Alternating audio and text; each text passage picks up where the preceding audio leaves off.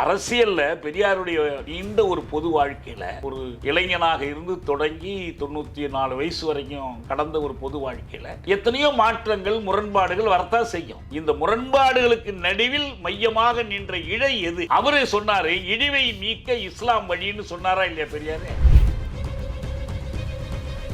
திருமணங்கள்லயே பேசுவார் பெரியார். குழந்தை எல்லா உரிமையும் உங்க 2 பேருக்கும் சம உரிமை. ஆனா குழந்தை பெற்றுக்கிற விஷயத்துல மட்டும் பெண்ணுக்கு தான் உரிமை. வேணானா கிடையாது, அவதான் முடிவு பண்ணணும். மொத்தத்தில் பெரியார் ஒரு இயக்கத்தின் பெயர், ஒரு தனிநபரின் பெயர். அந்த இயக்கம் எதற்கான இயக்கம்? சாதி ஒழிப்புக்கான இயக்கம், பெண் விடுதலைக்கான இயக்கம், வடவர் ஆதிக்கத்துக்கு எதிரான இயக்கம், மொழி உரிமைக்கான இயக்கம். இந்த இயக்கத்தை ஏற்றுக்கொள்கிறீர்கள் என்றால் நீங்க பெரியாரை மொத்தத்தில் ஏற்றுக்கொண்டா போதும். பிஜேபி எந்த அளவுக்கு போவான்னா, மோடி எதிர்ப்பா இருந்தாலும் பரவாயில்ல, இந்த ஓட்டை இங்க போட்டுருப்பான். அவன் இந்த சமூக பொறியியல் என்பது தாழ்த்தப்பட்டவங்கள்ட்ட போய் அவங்களுக்கு பக்கம் நிக்கிறதா சொல்றது. நான் உனக்கு பட்டியல் நீக்கத்துக்கு சொல்றேன். உயர் ஜாதியினற்ற போய் எங்களை விட்டு அவங்களை யாரு பாதுகாக்கிறது? எல்லாரையும் அவன் ஒண்ணு சேர்க்கிறான். திமுக கொடுக்கிற ஒரு வாக்குறுதி உங்க கொள்கைக்கு மாறா இருந்துச்சுன்னா மக்கள்கிட்ட எதை சொல்லி ஓட்டு கேட்பீங்க?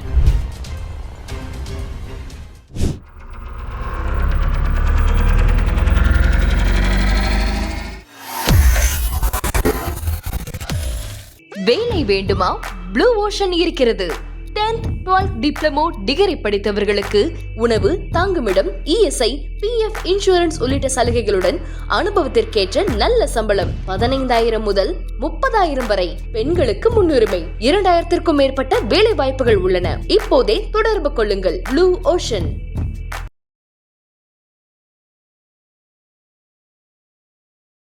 பெரியார் அவர்கள் பற்றி பேசிகிட்டு இருக்கிற விஷயங்களை இப்போ நாம் தமிழர் கட்சியினுடைய மேடைகளில் தொடர்ந்து அடுத்த ஒரு விஷயம் பெரியாரை மையப்படுத்தி பேசுகிற விஷயம்னு பார்த்தா, சிறுபான்மையின மக்களுக்கு, குறிப்பாக இஸ்லாமிய மக்களுக்கு எதிராக பெரியார் அவர்கள் கருத்துக்களை முன்மொழிந்தார், ஒரு வன்மத்தை முன்மொழிந்தார். இஸ்லாமிய பெண்கள் குறித்து, அவங்களுடைய ஆடைகள் குறித்து இதெல்லாம் விமர்சித்தார். இந்த மாதிரி நிறைய விஷயங்கள் பேசிகிட்டு இருக்கிறாங்க. ஆக்சுவலி அந்த மாதிரியான வார்த்தைகளும் அவர் தரப்புலேருந்து வெளியாயிருக்கு அப்படிங்கிறதும் உண்மைதான். நல்லா. ஆனால் அதனுடைய பின்னணி என்ன? அவர் உண்மையிலேயே இஸ்லாமிய மக்களை வெறுத்தாரா? இப்ப வார்த்தைகள் நீங்க சொன்னதுதான் முக்கியம். வார்த்தைகளும் வாழ்க்கையும் ஒன்னா இருக்கான்னு பார்க்கணும். வாழ்க்கை அடிப்படையில் ஒருத்தரை மதிப்பீடு செய்ய போறோமா, வார்த்தைகள் அடிப்படையில் மதிப்பீடு செய்ய போறோமா? வாழ்க்கையின் தத்துவத்தை வார்த்தைகளில் வெளிப்படுத்தினாரா, வாழ்க்கையின் தத்துவத்திற்கு அப்பால் சில வார்த்தைகள் விழுந்தனவா? 2 இருக்கு இல்லையா? யாருக்கு வேணாலும் வரலாம். இப்போ என்ன புரிஞ்சுக்கணும்னா, முதல் விஷயம், இதை பேசுகிற சூழல் என்ன? முதலே சொன்னேன், அவர் விஜிலில் போய் பேசினாருங்கிறதல்ல பிரச்சனை. பக்கிம் சந்திரரை வந்தே மாதரத்தை முன்னிறுத்துவதற்காக அவர் மோடி ஒரு இயக்கம் எடுக்கிறார். அதனுடைய ஒரு கருவியாக இவரை இறக்குறாங்க. மோடி என்கிற ராமனுக்கு அனுமனாக சீமானை இறக்குறாங்க. இங்கே அதுக்கு தான் விஜயில் பயன். இதெல்லாம் தெரியாமலாம் நடக்கிறதில்ல.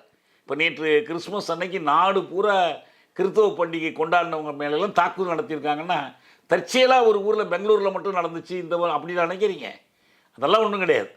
அவங்க எல்லாம் திட்டமிட்டு நாளைக்கு தங்க சம்மந்தமே இல்லைன்னு காந்தியே கொலை பண்ணிட்டு, அதுவும் பர்டிகுலர் எங்களுக்கு அந்த கொலையில் தொடர்பு இல்லைன்னு சொல்கிறவங்க தானே. இவங்க பர்டிகுலர் ஒரு அமைப்பு நாட்டினுடைய பல இடங்களில் அதை நிகழ்த்தி இருக்கிறாங்க.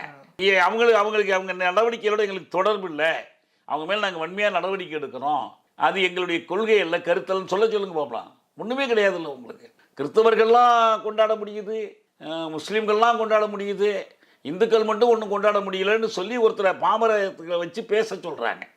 ஏன் திரௌபதி அம்மன் கோயிலில் எல்லா இந்துக்களும் கொண்டாடுறதுக்கு வழி செஞ்சு கொடுங்களா? நீங்கள் இல்லையில, நீங்கள் கிறிஸ்தவ கோயிலே எல்லா கிறிஸ்தவருமே பண்ணலாம், முஸ்லீம் கோயிலே எல்லா முஸ்லீமும் பண்ணலாம், முஸ்லீம் அல்லாதவரும் போகலாம், கிறிஸ்தவ கோயிலுக்கு கிறிஸ்தவர் அல்லாதவரும் போகலாம். திரௌபதி அம்மன் கோயிலில் இந்து கோயில் தானே சொல்கிறீங்க, ஏன் எல்லாருக்கும் அங்கே அனுமதி இல்லாமல் கதவை பூட்டி வச்சுருக்கிறீங்க இல்லையா? அதனால் அது ஒரு பக்கம் இருக்கட்டும். அதனால் இது எல்லாம் பிளான் பண்ணி செய்கிறாங்கிறதுக்காக நான் சொல்ல வரேன். மொத்தத்தில் பெரியார் அவர் தலைமையிலான இயக்கம், திராவிடர் கழகம் அல்லது திராவிட முன்னேற்ற கழகம், இன்னைக்கு திகாவிலிருந்து பிரிந்து இயங்கக்கூடிய பல நபர்கள், பெரியாரை ஏற்றுக்கொண்டு இருக்கிற, பெரியாருடைய பங்களிப்பை ஒத்துக்கொண்டிருக்கிற எங்களை போன்றவர்கள், நாங்கள் யார் எங்களில் யார் முஸ்லீம்களுக்கு எதிரானவர்கள்? வரலாற்று கண்ணோட்டத்தில் நான் கேட்குறேன், பெரியாரை முஸ்லீமுக்கு எதிரானவர்கள் நீங்கள் காட்ட முடியுமா? இதுபோல் அம்பேத்கரையும் சொல்லுவாங்க. மொத்தத்தில் அவருடைய பணி என்னங்கிறதுக்கு பதிலாக இந்த பிரச்சனையில் இப்படி இருந்தார், இந்த பிரச்சனையில் இப்படி இருந்தார் அப்படின்னு சொல்கிறது மாதிரி சொல்கிறது.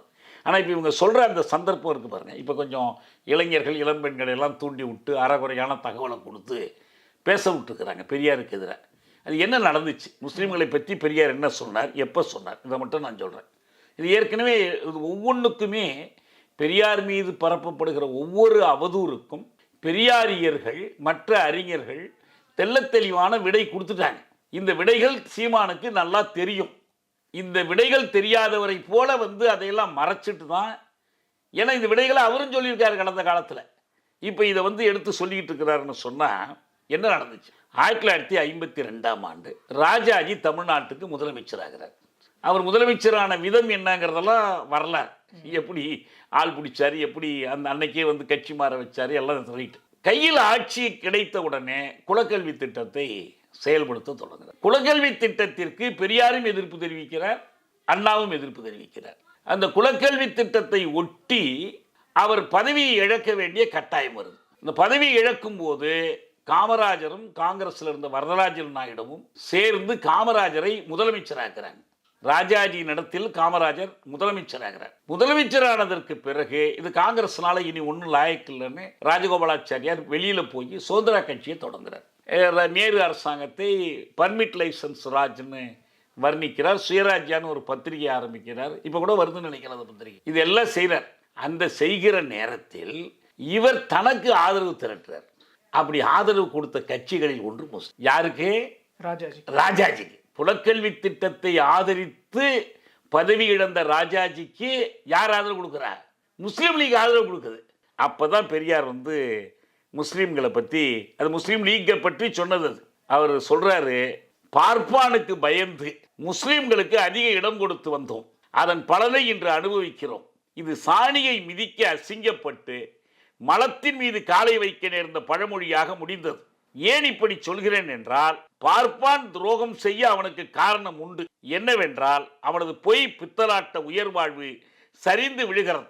முஸ்லீம் துரோகம் செய்ய காரணம் என்ன? முஸ்லீம்கள் அதை வெளியிட்டு மக்களை திருப்தி செய்ய வேண்டும்.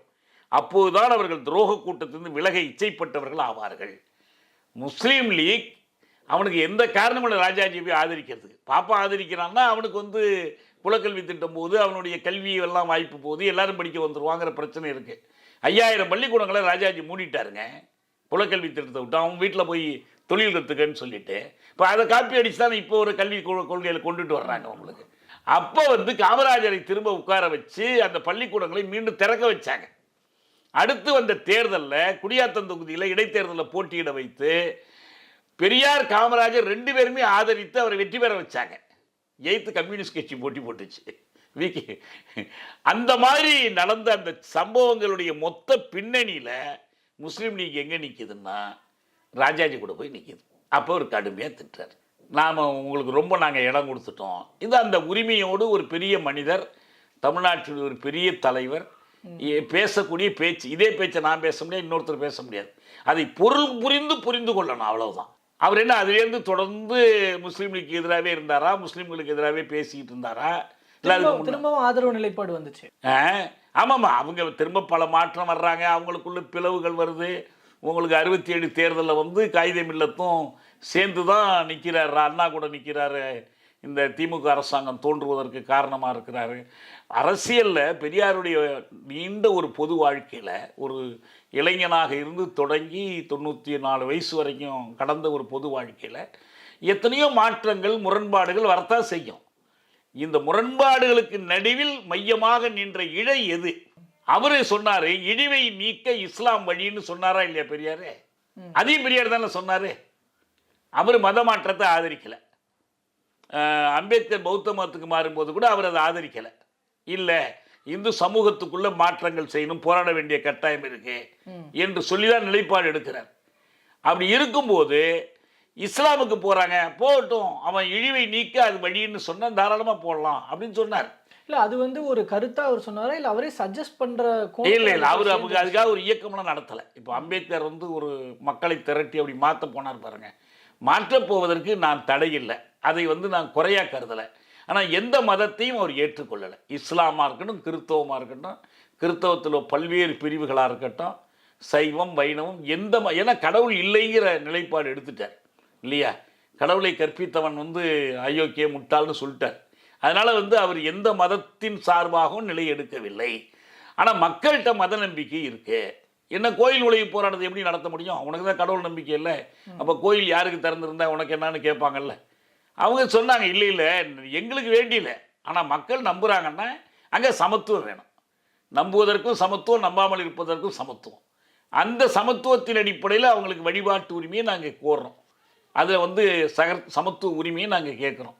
அதுபோல தான் உங்களுக்கு இந்த இஸ்லாமியர்கள் போகிறாங்கன்னா ஏன் போகிறான்? தீண்டாமை இருக்கிறதுனால போகிறான், சாதி இழிவு இருக்கிறதுனால போகிறான். இழிவை போக்க இஸ்லாம் தான் வழின்னா நல்லா போகலான்னு தான் சொல்கிறார். இல்லை, இப்போ இதில் அந்த சூழ்நிலை காரணமாக தான், அவர்கள் எடுத்த நிலைப்பாட்டின் காரணமாக தான் பெரியார் இப்படி பேசுகிறார். அப்படின்னா பெரியார் பயன்படுத்திய வார்த்தைகள், அவருடைய அவர்களை நோக்கி என்னென்ன கருத்துக்களை சொல்லியிருக்கிறார் அப்படிங்கிறதுல அவருடைய மன ஆழம் என்ன அப்படிங்கிற ஒரு புரிதல் ஒன்று வரும். அப்போது நான் இதில் இவர் சொன்னதில் அவர் வந்து அந்த பெண்களை குறிப்பிட்டு சொல்வது, அவர்களுடைய ஆடைகளை குறிப்பிட்டு சொல்வது, பெண்கள் எல்லாம் இஸ்லாமிய பெண்கள்லாம் சோம்பேறி, ஏதோ வேலை செய்யாமல் உழைக்காமல் அவங்க வந்து இருந்துட்டு இருக்கிறாங்கன்னு சொல்றதா இருக்கட்டும். இப்படி ஒரு பெண்கள் மீதான தாக்குதலும் இந்த வரிசையெல்லாம் அக்செப்ட் பண்ணிக்க கூடியதா? இஸ்லாமிய பெண்கள் அதுக்கு பதில் சொல்லியிருக்காங்க. ஏன் அவளுடைய அலமாரிக்குள் நீ எட்டி பார்க்கிறாய்ன்னு பெரியார் கேட்கிறார். ஒரு பெண், இஸ்லாமிய பெண்ணாக இருந்தாலும் வேறு எந்த பெண்ணாக இருந்தாலும், உடை என்பது அவள் உரிமை. அவள் என்ன உடுக்கணுமோ அவள் விரும்புகிறத உடுத்திக்கட்டும்.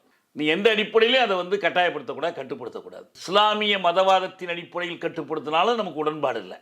இல்லை, இப்போ இந்துத்துக்கள் வந்து இப்போ இதில் பண்ணாங்க பாருங்கள், முக்காடானியன் ஒன்று சொல்லி கர்நாடகத்தில், அதில் நமக்கு உடன்பாடு இல்லை, அது அவங்க உரிமை. அதில் ஒன்றும் நமக்கு பிரச்சனை இல்லை. பொது ஒழுங்குக்கு உட்பட்டு, பொது ஒழுக்கத்துக்கு உட்பட்டு என்ன உடை உடுத்தணுமோ அதை உடை உடுத்தலாம், அவ்வளோதான். இது பெரியார் சொன்னதை இப்போ அண்மை காலத்தில் இஸ்லாமிய பெண்கள் பெரியார் சொன்னது தான் சரி. அவர் சொன்ன வார்த்தையை நான் அவங்கள்ட்ட தான் படித்தேன். நீ ஏன் அவள் அலமாரியை எட்டி பார்க்கிறாய், அவளுடைய உடை அவளுடைய உரிமை, இதுதான் பெரியார் சொன்னது.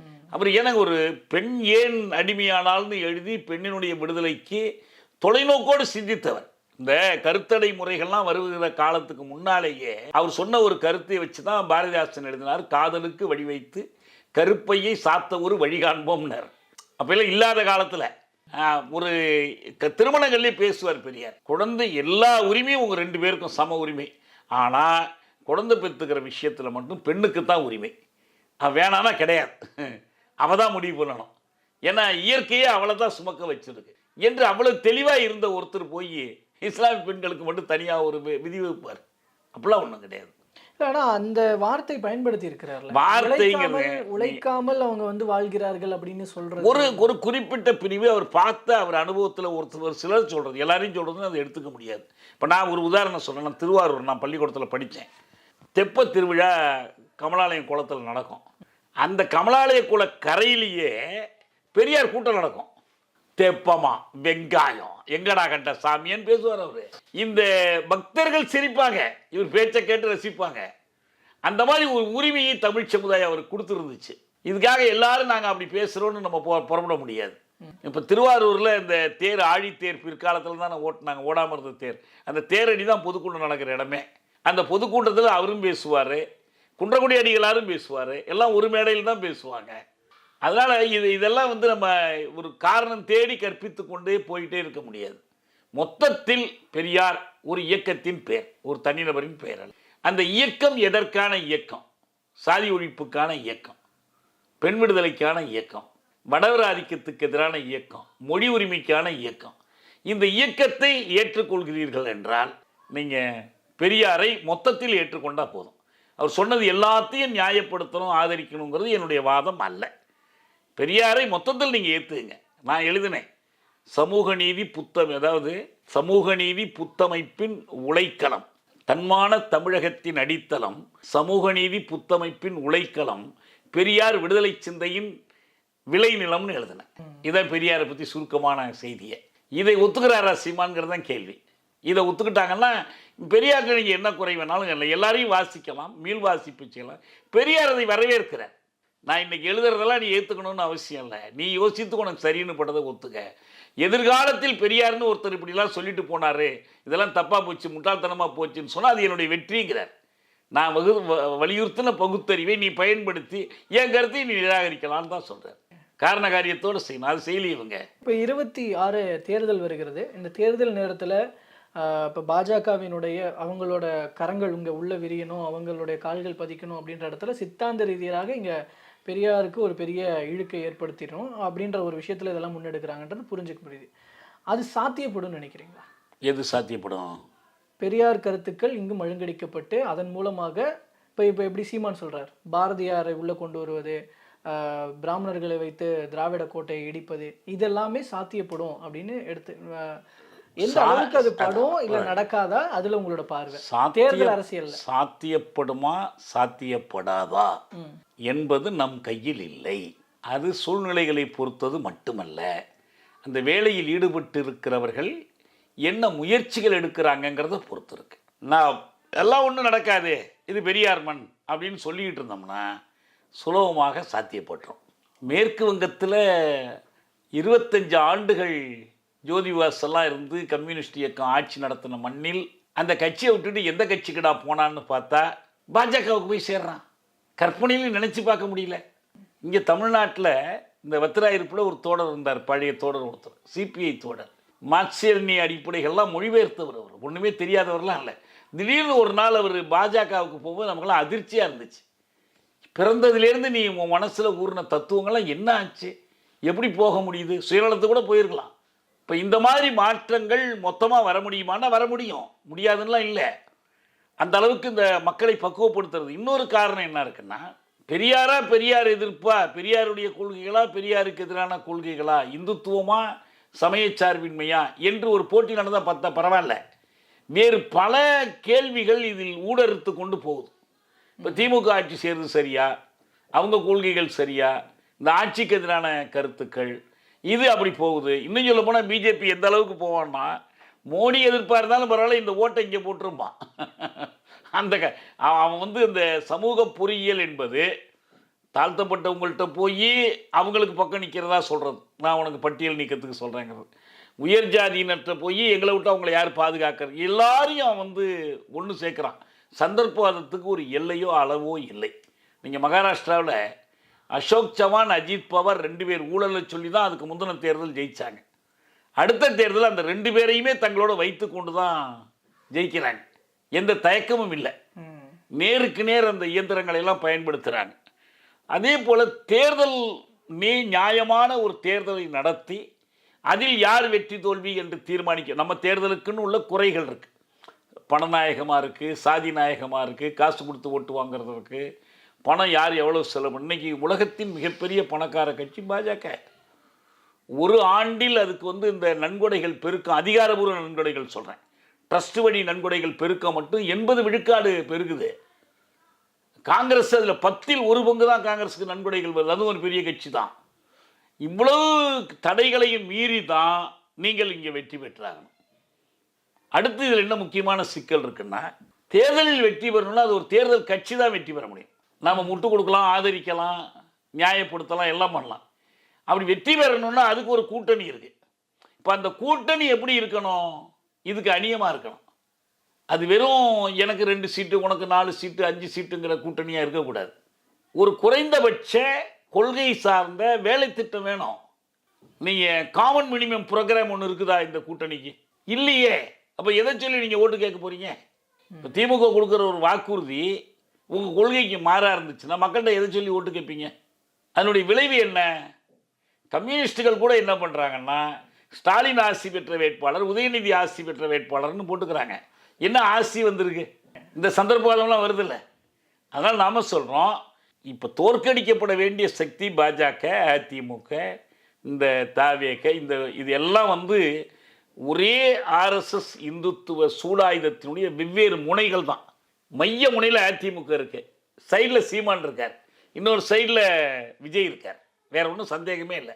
இது அவங்களுக்கே தெரிஞ்சிருக்கலாம், தெரியாமல் இருக்கலாம். நடைமுறை விளைவு இதுதான், புறஞ்சார்ந்த விளைவு இதுதான். இந்த தேர்தல் களத்தை குழப்புவது அவங்களுக்கு உதவியாக போயிடுங்கிறதா நம்முடைய அச்சம். ஏன்னா பாண்டிச்சேரியில் பாருங்க, ஒரு தொகுதியில் கூட ஜெயிக்காமலே ஆட்சியை கையில் வச்சிருக்காங்க. ஒரு தொகுதி கூட ஜெயிக்கலை. இன்னைக்கு உள்துறை அமைச்சராக அங்கே இருக்கார் நமச்சிவாயம். நமச்சிவாயம் எந்த தொகுதியில் போட்டி போட்டார்? புஷி கூட ஒரு தொகுதியில் போட்டி போட்டு ஜெயிச்சவர். நமச்சிவாயம் ஒரு தொகுதியில், ஆனால் அவன் தான் கையிலேயே ஆட்சி வச்சிருக்கான். அதுபோல் ஒரு ஆபத்தான ஒரு எதிரியை சந்திச்சுக்கும் போது இவங்க கொள்கை சார்ந்து நெருங்கி நின்று மக்களை திரட்டணும், மக்களுக்கு நம்பிக்கை வரணும். நீங்கள் தூய்மை பணியாளர்கள்ட்ட போய் இந்த ஆட்சி உங்கள் கோரிக்கையை நிறைவேற்றி ஓட்டு போடுங்கன்னு கேட்க முடியுமா? சாம்சங் தொழிலாளர்கிட்ட போய் உங்கள் போராட்டத்துக்கு உதவியாக நின்ற ஆட்சிக்கு உதவி போடுங்க கேட்க முடியுமா? இதையெல்லாம் அவங்க மாற்றணும். ஒரு சுருக்கமான ஒரு செய்தி மட்டும் நான் வலியுறுத்தி சொல்கிறேன். பீகாரில் சாதிவாரி கணக்கெடுப்பு நிதிஷ்குமார் யாதவ் எடுத்தார். அதுதான் இன்னைக்கு உங்களுக்கு பிஜேபிக்கு நண்பர்னு மட்டும் பார்க்குறீங்க. பிஜேபிக்கு ஈடு கொடுத்து அவனுக்கு நிகராக இன்னொரு கூட்டாளியாக நிற்கிறதுக்கே அவருக்கு ஒரு வலிமை தேவைப்படுது. அந்த வலிமை அவருக்கு அதிலிருந்து தான் கிடைச்சிச்சு. தமிழ்நாட்டில் எவ்வளவோ சொல்கிறோம், திமுக அரசு ஜாதிவாரி கணக்கெடுப்பு எடுக்கிறதுக்கு முன்வர மாட்டேங்குது. ஆனால் எடுக்கிறது திமுகவுக்கு பெரிய பலம். தவறான காரணங்களை சொல்லி தள்ளி போட்டுக்கிட்டு இருக்கிறாங்க. ஒரு நல்ல ஆலோசனை ஏற்றுக்கொண்டு செய்யறதுக்கு தயங்குறாங்க. பின்னால் வருத்தப்படுவாங்க, செஞ்சிருக்கலான்னு பின்னால் வருத்தப்படுவாங்க. நீங்கள் பதிவு பண்ணுங்க, வரட்டும் பார்ப்போம். கண்டிப்பாக சார். ஏன்னா இதை வலியுறுத்துறவங்களும் அதை தான் சொல்கிறாங்க. இது நிறைய ப்ளஸ் பாயிண்ட் தான் இருக்குது. எவ்வளோ இருக்குது. நான் எழுதுனேனே, விகடனில் ஒரு நீண்ட கட்டுரையே எழுதினேன். பொறுத்திருந்து பார்ப்போம் சார் என்ன நடக்க போகுது அப்படிங்கிறத. தற்போது வரைக்கும் பல்வேறு தகவல்களையும் கருத்துக்களையும் பகிர்ந்து கொண்டமைக்கு ரொம்ப நன்றிங்க சார். நன்றி.